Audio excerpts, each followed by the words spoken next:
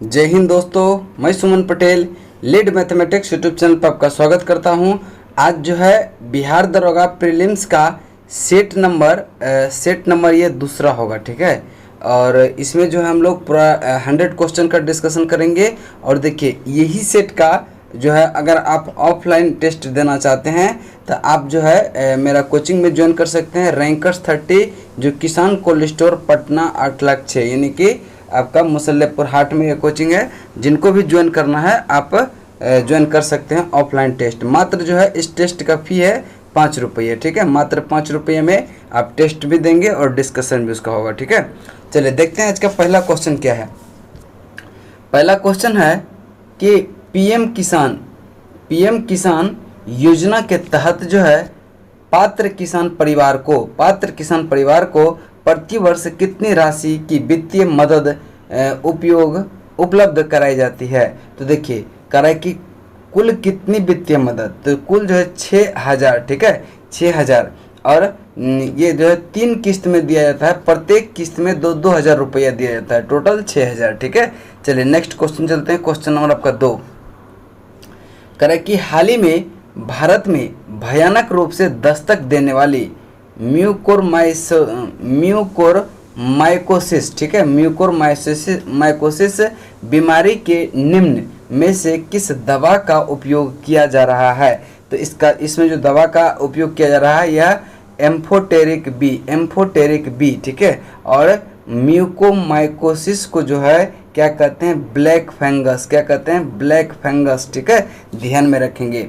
चलते हैं अगले प्रश्न की तरफ। अगला प्रश्न है 3 नंबर कराए कि भारतीय सेना ने अपने सैनिक दलों के लिए कहाँ ग्रीन सोलर एनर्जी प्लांट, कहाँ पे जो है ग्रीन सोलर एनर्जी प्लांट शुरू किया है। तो इसका राइट आंसर जो होगा वो हो जाएगा सिक्किम में। कहाँ पे? सिक्किम में। नेक्स्ट प्रश्न चलते हैं। प्रश्न नंबर 4 है करा कि जनवरी 2021 में निम्न में से किस राज्य में वैनेडियम तत्व खोजा गया। देखिए वैनेडियम तत्व जो खोजा गया यह कहाँ खोजा गया, अरुणाचल प्रदेश में। अरुणाचल प्रदेश आपका राइट आंसर होगा, आपका ऑप्शन नंबर सी। अब देखिए अगर पूछे कि वैनेडियम जो है उत्पादन में प्रथम स्थान किस देश का है, तो यह चीन का है। किसका है? चीन का है। नेक्स्ट प्रश्न चलते हैं। प्रश्न नंबर आपका 5 करें कि हाल ही में भारतीय नौसेना ने ऑक्सीजन कंटेनरों की अन्य देशों से भारत में शिपमेंट करने के उद्देश्य से किस अभियान की शुरुआत किया। तो इसका राइट आंसर होगा ऑपरेशन रक्षक का। किसका? ऑपरेशन रक्षक का। देखिए ऑपरेशन समुद्र सेतु में क्या हुआ था कि श्रीलंका, मालदीव और ईरान में जो भारतीय लोग फंसे थे टोटल 3992 लोग को वहां से लाया गया था ऑपरेशन समुद्र सेतु के तहत। चलिए आगे चलते हैं। प्रश्न नंबर आपका 6 करा कि ब्रिटेन के तत्कालिक प्रधानमंत्री कौन है। ब्रिटेन के तत्कालिक प्रधानमंत्री बोरिस जॉनसन है। कौन है? Boris Johnson. ऑप्शन डी आपका राइट आंसर होगा। अगला प्रश्न चलते हैं। प्रश्न नंबर 7 एसबीआई में कोरोना के खिलाफ लड़ाई के लिए भारत को कितनी राशि का आवंटन किया है। तो इसका राइट आंसर जो होगा 71 करोड़। कितना? 71 करोड़ एसबीआई ने जो है कोरोना के खिलाफ लड़ाई के लिए भारत को 71 करोड़ रुपये का राशि आवंटित किया है। अगला प्रश्न चलते हैं। प्रश्न नंबर 8 कह रहा है कि हाल ही में किस देश ने ऑस्ट्रेलिया के साथ जो है सभी व्यापारिक समझौते रोक लगाई है। तो कह रहा है कि हाल ही में किस देश ने ऑस्ट्रेलिया के साथ सभी व्यापारिक समझौते पर रोक लगाई है। इसका राइट आंसर होगा चीन ने लगाई है। ऑप्शन ए आपका राइट आंसर होगा। अगला प्रश्न है प्रश्न नंबर 9 नंबर प्रश्न को ध्यान से देखेंगे। कह रहा है इस्लाम में तीसरा सबसे पवित्र स्थल किसे माना जाता है जो हाल ही में इजराइल और फिलिस्तीन का झड़प का केंद्र रहा।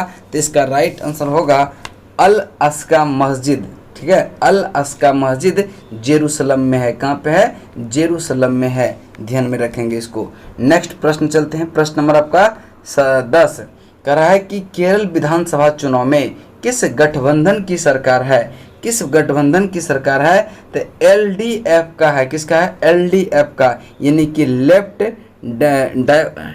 लेफ्ट डेमोक्रेटिक पार्टी, ठीक है, लेफ्ट डेमोक्रेटिक पार्टी के सरकार है, ध्यान में रखेंगे। अगला प्रश्न चलते हैं, प्रश्न नंबर आपका 11 कह रहा है कि लंदन में ब्रिटिश ईस्ट इंडिया कंपनी के गठन के समय भारत का निम्नलिखित में से कौन सा बादशाह था? भारत में कौन सा बादशाह था?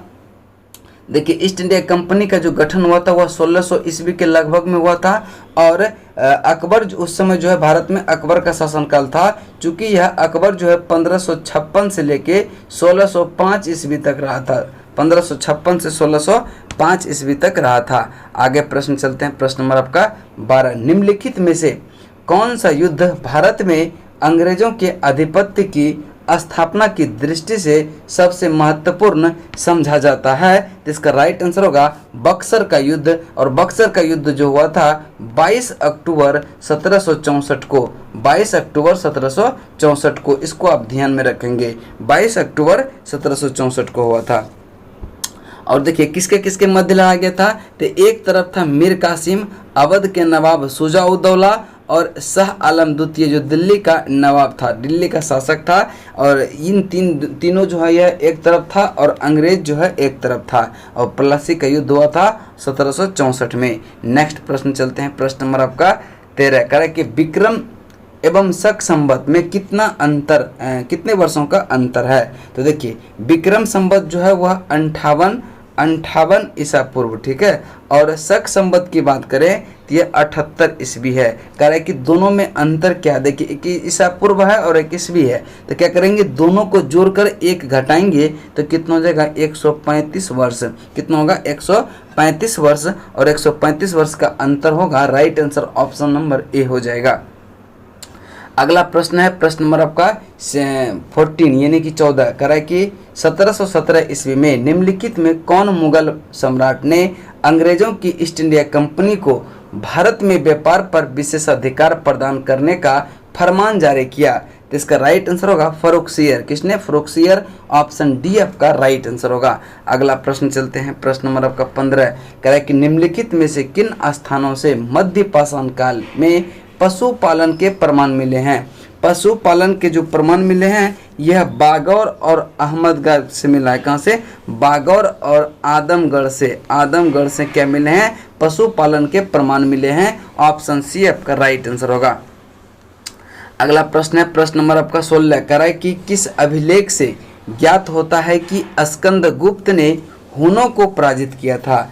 किस अभिलेख से ज्ञात होता है कि स्कंदगुप्त ने हुनों को पराजित किया था? यह भित्री स्तंभ अभिलेख किसके होता है? भित्री स्तंभ लेख से, ठीक है। इसमें जो है पुष्यमित्र और हुनों के साथ स्कंदगुप्त का युद्ध के वर्णन का भी मिलता है। चलिए नेक्स्ट प्रश्न चलते हैं, प्रश्न नंबर है आपका 17 कह रहा है कि निम्नलिखित जोड़ों में किसका सुमेल है, यानी कि कौन सा सुमेलित सही है? तो आप देखेंगे पहला है कि एलोरा की गुफाएं, यह शक शासन से संबंधित है, तो इसका राइट आंसर होगा सही है, शक शासन से संबंधित है। नेक्स्ट है मीनाक्षी मंदिर। मीनाक्षी मंदिर यह पांड्य यानी पल्लवों के द्वारा था, कौन सा सुमेलित है?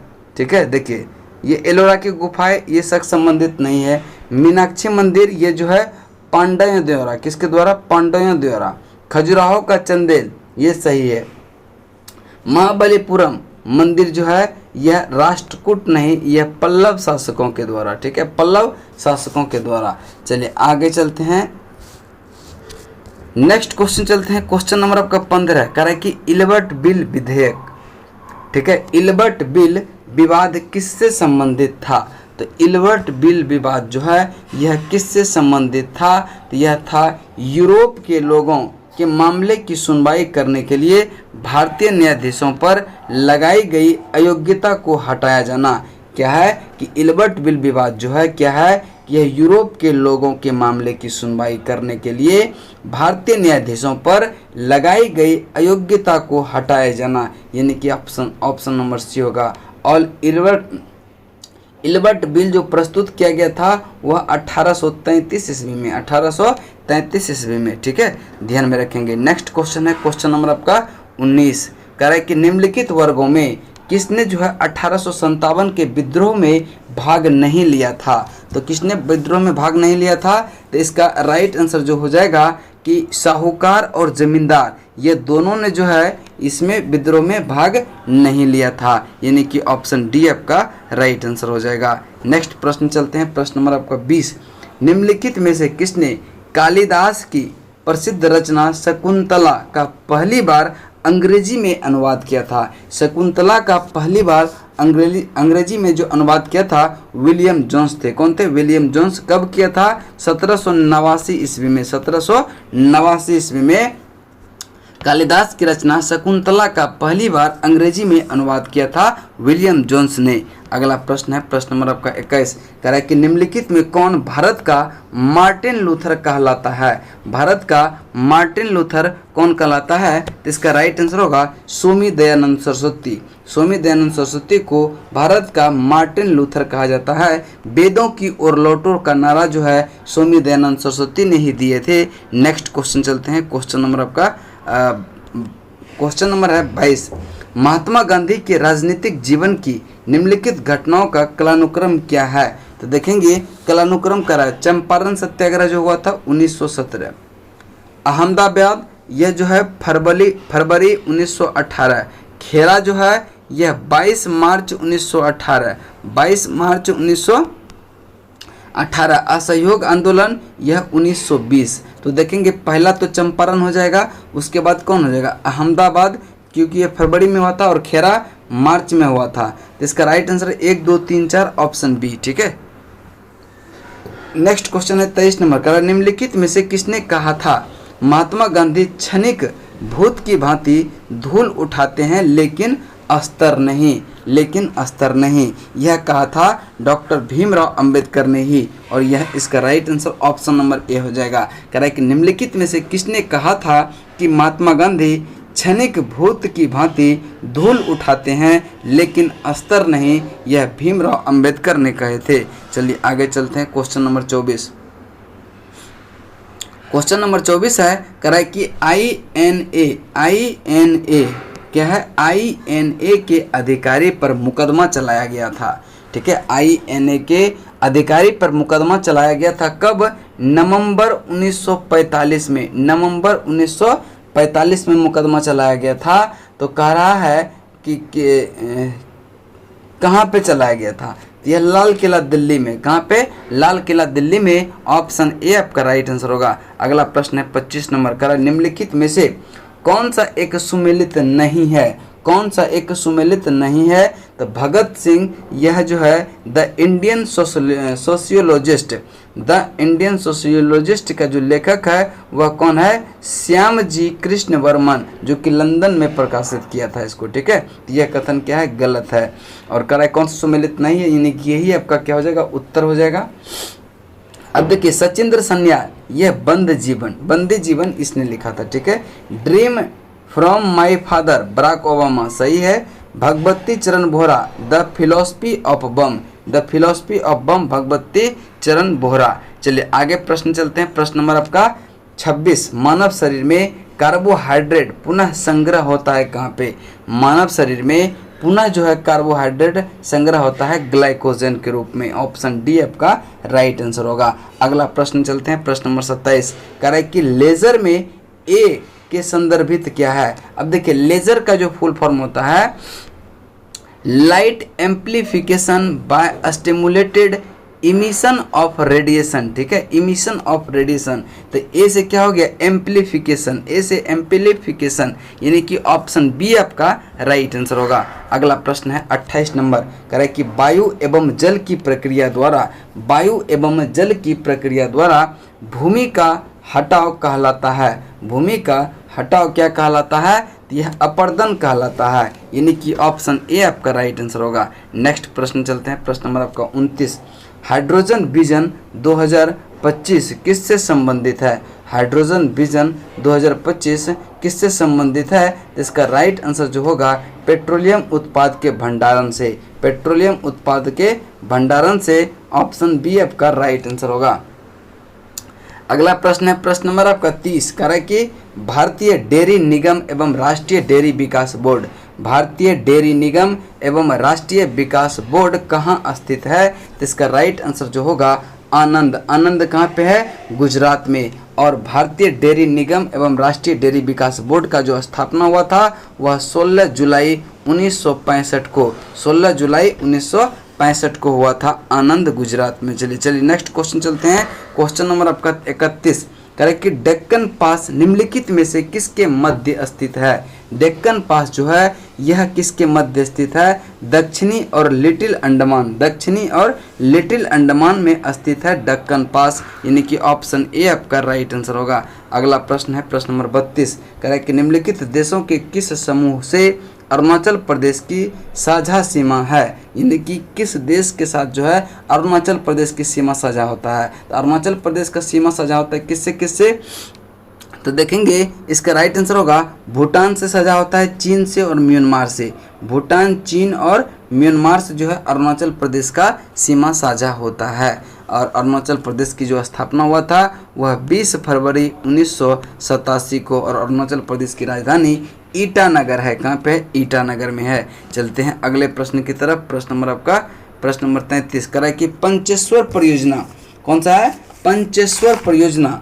पंचेश्वर परियोजना किन दो देशों की संयुक्त परियोजना है? देखिए पंचेश्वर परियोजना जो है यह उत्तराखंड राज्य में भारत और नेपाल का जो है संयुक्त परियोजना है। इसका राइट आंसर होगा ऑप्शन नंबर सी, भारत और नेपाल। ठीक है, भारत और नेपाल। आगे चलते हैं, कह रहे हैं कि भारत में सर्वाधिक लवणीय मृदा वाला राज्य का अवरोही क्रम क्या है? अवरोही क्रम यानी कि घटते हुए क्रम। तो सबसे ज़्यादा गुजरात में, उसके बाद हरियाणा, उसके बाद उत्तर प्रदेश, यानी कि ऑप्शन बी आपका राइट आंसर होगा, गुजरात, हरियाणा, उत्तर प्रदेश। गुजरात, हरियाणा, उत्तर प्रदेश। नेक्स्ट प्रश्न चलते हैं, प्रश्न नंबर आपका 35 कौन सी परिस्थिति में चंद्र ग्रहण होता है?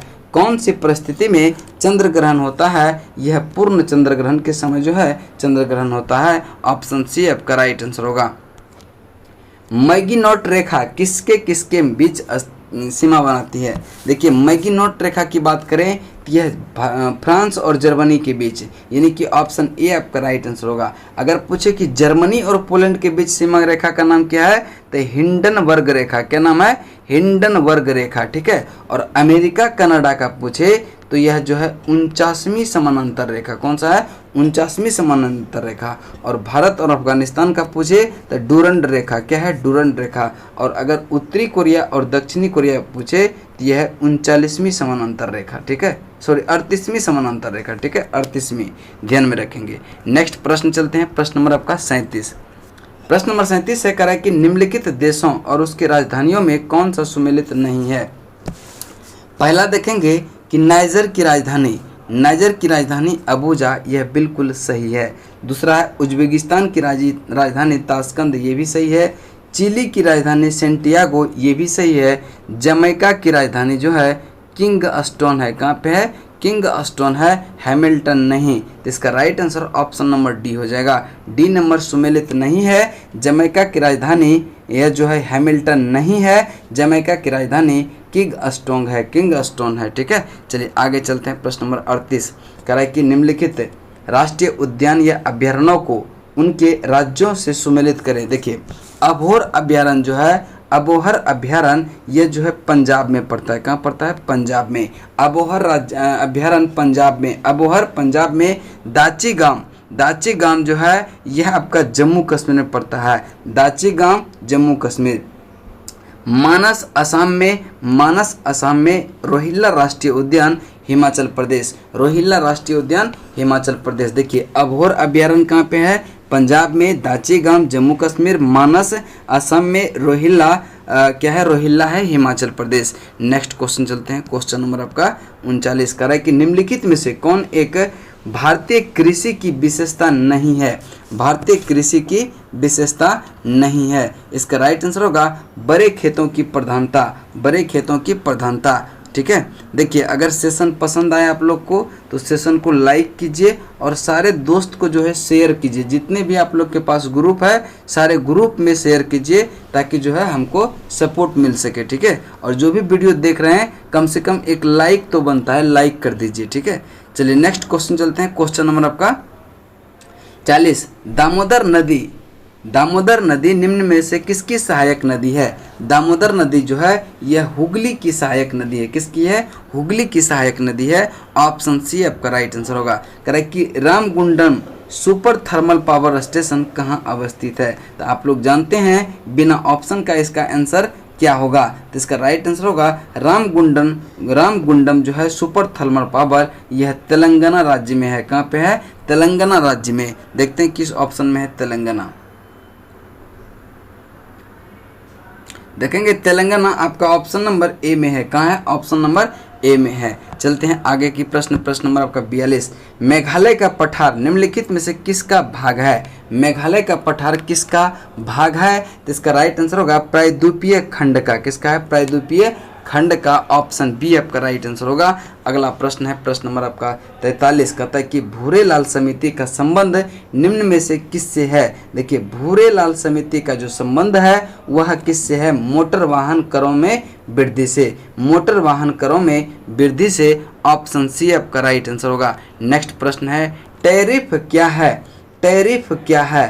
टैरिफ क्या है? तो यह किसी देश द्वारा आयात पर लगाया गया कर को टैरिफ कहते हैं। किसी देश के द्वारा आयातों पर जो लगाया गया कर होता है उसको टैरिफ कहते हैं। ऑप्शन ए आपका राइट आंसर होगा। नेक्स्ट है जीवाणु प्रौद्योगिकी संस्थान निम्नलिखित में से कहाँ स्थित है? जीवाणु प्रौद्योगिकी संस्थान निम्नलिखित में से कहाँ स्थित है? तो यह चंडीगढ़ में स्थित है। ऑप्शन बी आपका राइट आंसर होगा, चंडीगढ़। ठीक है, चलिए नेक्स्ट क्वेश्चन है राष्ट्रीय कैडेट कोर जिसको कहते हैं एनसीसी। राष्ट्रीय कैडेट कोर एनसीसी की स्थापना जो हुआ था 16 मई 1948 को। 16 मई 1948 को। और इसका हेडक्वार्टर जो है नई दिल्ली में है। इसका आदर्श वाक्य जो है वह एकता और अनुशासन, एकता एवं अनुशासन है। ध्यान में रखेंगे। अगला प्रश्न है प्रश्न नंबर आपका 47। कह रहा है कि निम्न पुस्तकों एवं उसके लेखकों के सुमेलित करें। निम्न पुस्तकों एवं उनके लेखकों को सुमेलित करें। तो आपका मदर इंडिया कैथरीन मेयो से संबंधित है। ठीक है, कैथरीन मेयो से संबंधित है। पॉलिटिक्स जो है यह अरस्तु से संबंधित है। रिपब्लिक जो है प्लूटो से। द प्रिंट मैकियावेली से संबंधित है। इसका राइट आंसर 2 4 3 1 हो जाएगा। 2 4 3 1 आपका right answer option number B होगा। अगला प्रश्न चलते हैं प्रश्न नंबर आपका 48। कह रहा है कि चित्तौड़गढ़ स्थित विजय स्तंभ किस भगवान को समर्पित है? चित्तौड़गढ़ स्थित विजय स्तंभ किस भगवान को समर्पित है? इसका राइट आंसर होगा विष्णु को समर्पित है। विष्णु आपका राइट आंसर होगा। Option number A. कह रहा है कि राष्ट्रीय सांख्यिकी दिवस कब मनाया जाता है? 29 जून को। कब मनाया जाता है? 29 जून को राष्ट्रीय सांख्यिकी दिवस मनाया जाता है। नेक्स्ट प्रश्न चलते हैं प्रश्न नंबर आपका 50। निम्नलिखित में से किस देश की संसद का नाम पार्लियामेंट नहीं है? तो देखिए आयरलैंड की संसद का नाम पार्लियामेंट नहीं है। ऑप्शन बी आपका बिल्कुल सही होगा। चलते हैं अगले प्रश्न की तरफ। प्रश्न नंबर आपका है 51। कह रहा है कि डिजिटल बाढ़ रिपोर्टिंग प्रणाली का इस्तेमाल करने वाला भारत का प्रथम राज्य कौन बना? कह रहा है कि डिजिटल बाढ़ रिपोर्टिंग प्रणाली का इस्तेमाल करने वाला पहला राज्य कौन बना? तो इसका राइट आंसर जो हो जाएगा वह असम बनेगा। कौन बनेगा? असम बना। ऑप्शन डी आपका राइट आंसर होगा। Option D. ठीक है,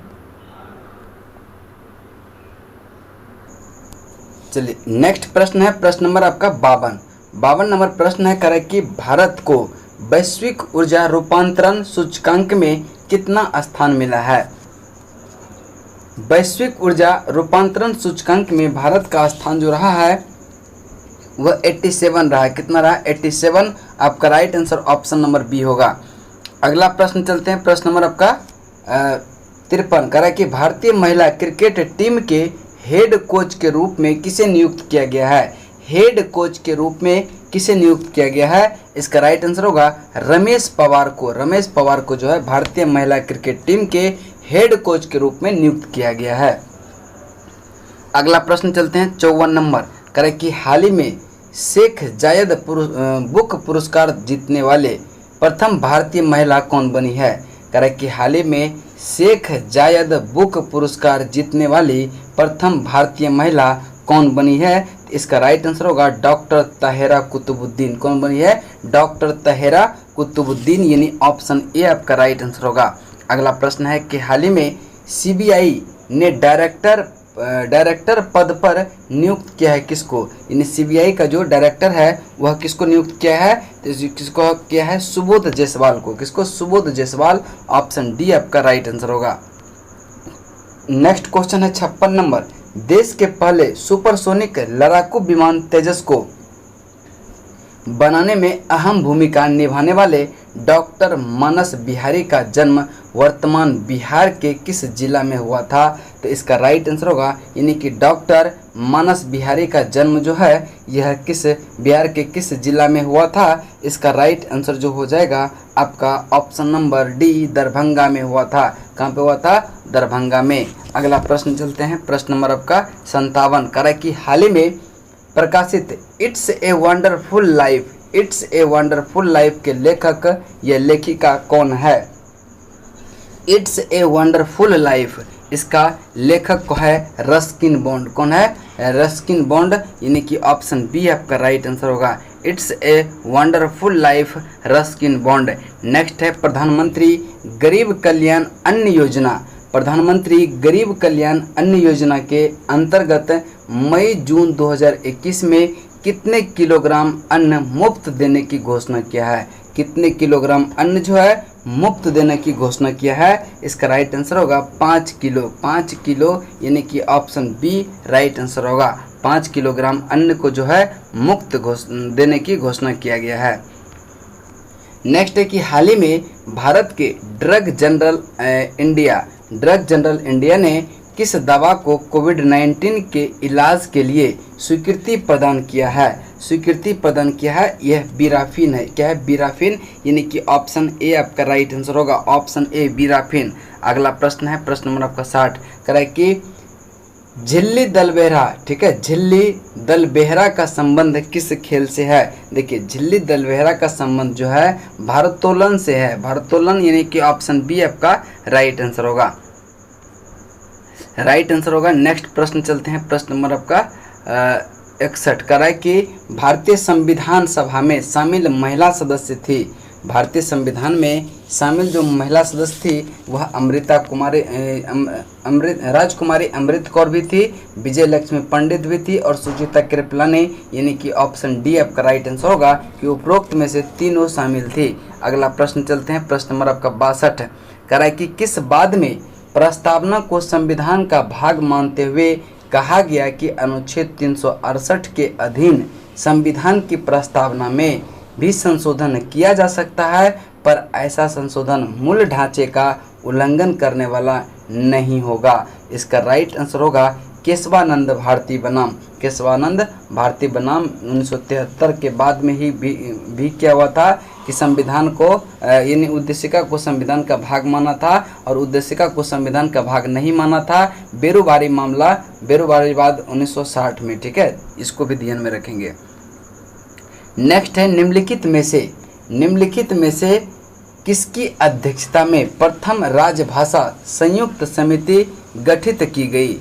निम्नलिखित में से किसकी अध्यक्षता में प्रथम राजभाषा संयुक्त समिति गठित की गई थी? इसका राइट आंसर जो होगा वह पंडित गोविंद बल्लभ पंत। कौन है? पंडित जो है गोविंद बल्लभ पंत, यानी कि ऑप्शन बी आपका राइट आंसर होगा। अगला प्रश्न चलते हैं, प्रश्न नंबर आपका 64 करा कि निम्नलिखित में से किस अनुच्छेद के तहत उच्चतम न्यायालय को अभिलेख न्यायालय का उपबंध प्रदान किया गया है? तो इसका राइट आंसर जो हो जाएगा वह हो जाएगा आपका अनुच्छेद 129 के तहत जो है उच्चतम न्यायालय को एक अभिलेख न्यायालय का उपबंध प्रदान किया गया है, ठीक है, ध्यान में रखेंगे। अगला प्रश्न चलते हैं, प्रश्न नंबर आपका 65 करा कि निम्नलिखित में से राज्य सरकार का संवैधानिक प्रमुख कौन होता है? निम्नलिखित में से राज्य सरकार का जो संवैधानिक प्रमुख होता है वह राज्यपाल होता है, यानी कि ऑप्शन बी आपका राइट आंसर होगा। अगला प्रश्न चलते हैं, प्रश्न नंबर आपका 66 कह रहा है कि कंपनी के शासन को नियमित और नियंत्रित करने के लिए ब्रिटिश सरकार के द्वारा कौन सा एक्ट लाया गया था? तो सबसे पहला एक्ट लाया गया था 1773 रेगुलेटिंग एक्ट। इसी एक्ट के तहत कलकत्ता में एक उच्चतम न्यायालय की स्थापना 1774 में किया गया था और इसी एक्ट के तहत जो है बंगाल के गवर्नर को बंगाल का गवर्नर जनरल कहा जाने लगा था। चलिए आगे चलते हैं। प्रश्न नंबर आपका 67 कह रहा है कि जम्मू कश्मीर के शासक राजा हरि सिंह ने कब जो है विलय पत्र पर हस्ताक्षर करके जम्मू कश्मीर को भारत में विलय किया था। जम्मू कश्मीर के शासक राजा हरि सिंह ने कब जो है विलय पत्र पर हस्ताक्षर करके जम्मू कश्मीर को भारत में विलय कर दिया था। तो इसका राइट आंसर होगा 26 अक्टूबर 1947 को। 26 अक्टूबर 1947 यानी कि आपका option number C right answer होगा। अगला प्रश्न चलते हैं। प्रश्न नंबर आपका 68 कह रहा है कि उपराष्ट्रपति के प्रत्येक उम्मीदवार को भारतीय रिजर्व बैंक में कितने रुपये जमानत राशि के रूप में जमा करना आवश्यक है। यह है राशि 15,000 रुपया। कितना है? 15,000 रुपया उपराष्ट्रपति के प्रत्येक उम्मीदवार को जो है भारतीय रिजर्व बैंक में कितने रुपये जमानत राशि के रूप में जमा करना पड़ता है? तो 15,000 रुपया। अगला प्रश्न चलते हैं। प्रश्न नंबर आपका 69 कह रहा है कि निम्नलिखित में से किस अनुसूची के अंतर्गत नगरीय स्थानीय स्वशासन को संवैधानिक संरक्षण प्रदान किया है?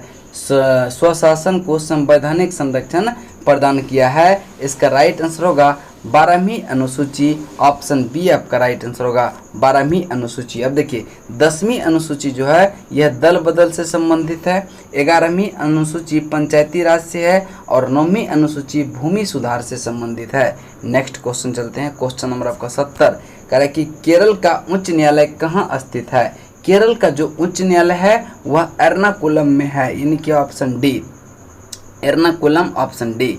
नेक्स्ट क्वेश्चन चलते हैं। क्वेश्चन नंबर आपका 71 विधान परिषद को समाप्त करने वाला आखिरी राज्य निम्नलिखित में से कौन है? विधान परिषद को समाप्त करने वाला आखिरी राज्य कौन सा है? तो इसका राइट आंसर जो होगा वह तमिलनाडु होगा। तमिलनाडु, ऑप्शन बी आपका राइट आंसर होगा। नेक्स्ट कह रहा है कि निम्नलिखित में से कौन सही सुमेलित नहीं है? देखिए अनुच्छेद 14 में क्या है? विधि के समक्ष समता। अनुच्छेद 16 में क्या है? अवसर की समानता। ये भी कथन क्या है? सही है। अनुच्छेद 17 में जो है उपाधियों का अंत नहीं है। उपाधियों का अंत अनुच्छेद 18 में है। अनुच्छेद 17 में है अस्पृश्यता का अंत। क्या है? अस्पृश्यता का अंत अनुच्छेद 17 में है और अनुच्छेद 18 में सैन्य उपाधियों का अंत है। यानी कह रहे कौन सा गलत है? तो गलत आपका ऑप्शन नंबर सी हो जाएगा। नेक्स्ट है राष्ट्रीय ताप विद्युत निगम की स्थापना कब की गई? राष्ट्रीय ताप विद्युत निगम की स्थापना कब किया गया? तो इसका राइट आंसर जो होगा 1975 में। 1975 आपका option number C right answer होगा। नेक्स्ट है कि जावर खनन क्षेत्र के किस खनिज के उत्पादन के लिए प्रसिद्ध है? देखिए जावर जो है यह मुख्यतः जस्ता के लिए प्रसिद्ध है, लेकिन जस्ता अगर ऑप्शन में नहीं रहे तो शीशा भी आप मार सकते हैं, यानी कि आपका ऑप्शन ए सही होगा। और जावर खनन जो है यह उदयपुर राजस्थान में है, जो मुख्यतः जस्ता के लिए प्रसिद्ध है। इसको ध्यान में रखेंगे। नेक्स्ट क्वेश्चन है कि भारतीय सब्जी अनुसंधान संस्थान कहाँ पे है? तो यह आपका वाराणसी में पड़ता है। कहाँ पे? वाराणसी, ऑप्शन बी आपका राइट आंसर होगा। अगला प्रश्न है कि कोंकण रेलवे जोड़ता है किसको किसको? यानी कोंकण रेलवे जो है वह जोड़ता है रोहा से मंगलौर, ऑप्शन सी आपका राइट आंसर होगा। अगला प्रश्न 77 कह रहा है कि सिरोही तथा सिंगालीला राष्ट्रीय उद्यान क्रमशः कहाँ स्थित है? देखिए सिरोही जो है यह आपका मणिपुर में है और सिंगालीला जो है यह पश्चिम बंगाल के दार्जिलिंग में है। कहाँ पे है? दार्जिलिंग में। यानी कि आपका right answer option number D हो जाएगा, मणिपुर और पश्चिम बंगाल। सिरोही कहाँ? मणिपुर। सिंगालीला जो है ये जो है पश्चिम बंगाल के दार्जिलिंग क्षेत्र में है। ठीक है, चलते हैं अगले प्रश्न की तरफ। प्रश्न नंबर आपका कौन सा हो जाएगा? 78 नंबर प्रश्न कर रहा है कि 2011 के जनगणना के अनुसार बिहार का जनघनत्व जो है कितना है? तो बिहार का जनघनत्व 1106 व्यक्ति जो है प्रति वर्ग किलोमीटर में मिलता है। और अगर पूरे भारत की अगर पूछें जनघनत्व कितना है तो 382 व्यक्ति प्रति वर्ग किलोमीटर, प्रति वर्ग किलोमीटर, ध्यान में रखेंगे इसको, ठीक है। चलिए उसके बाद है क्वेश्चन नंबर 79, कह रहा है कि निम्नलिखित में से किस नृत्य का संबंध देवदासी परंपरा से नहीं है। देवदासी परंपरा से नहीं है, गरबा का संबंध जो है यह देवदासी परंपरा से नहीं है। ऑप्शन ए आपका राइट आंसर होगा। जबकि भरतनाट्यम, ओडिसी, कुचिपुड़ी ये तीनों जो है देवदासी परंपरा से संबंधित है।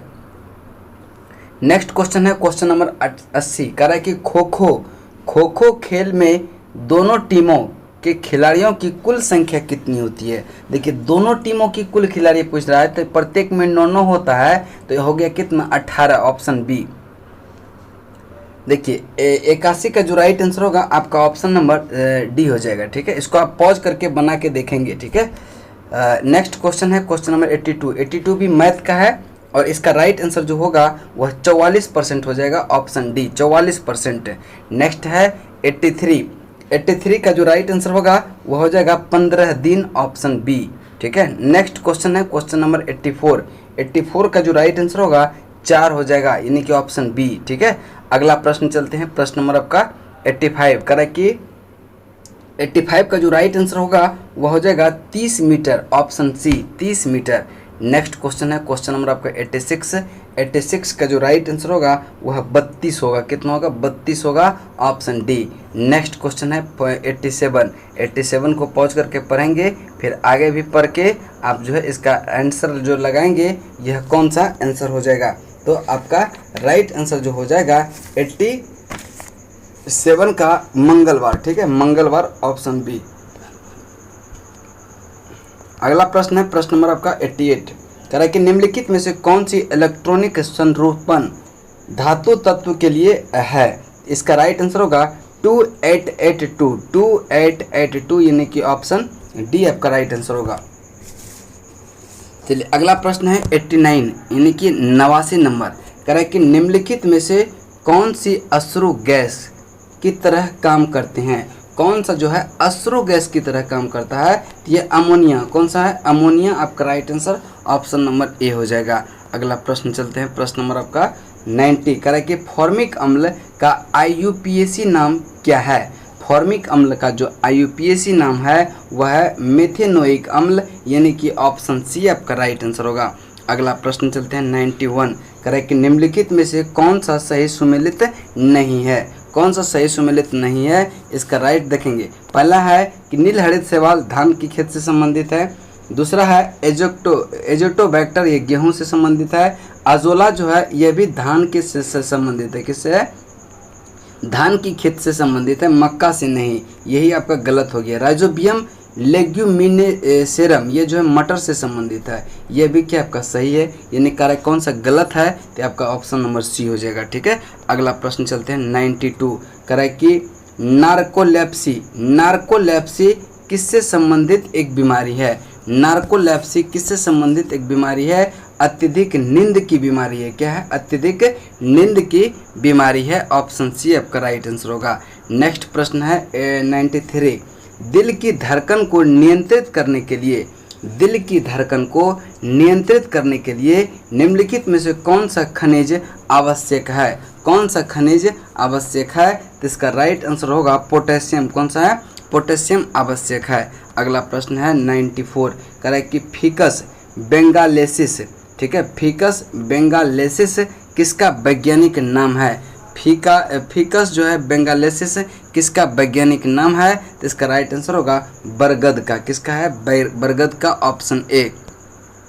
अगला प्रश्न है प्रश्न नंबर आपका 95, कह रहा है कि सबसे बड़ी सफ़ेद रक्त कणिका क्या कहलाती है। सबसे बड़ी सफ़ेद रक्त कणिका क्या कहलाती है, तो मोनोसाइट कहलाती है, ऑप्शन सी आपका राइट आंसर होगा।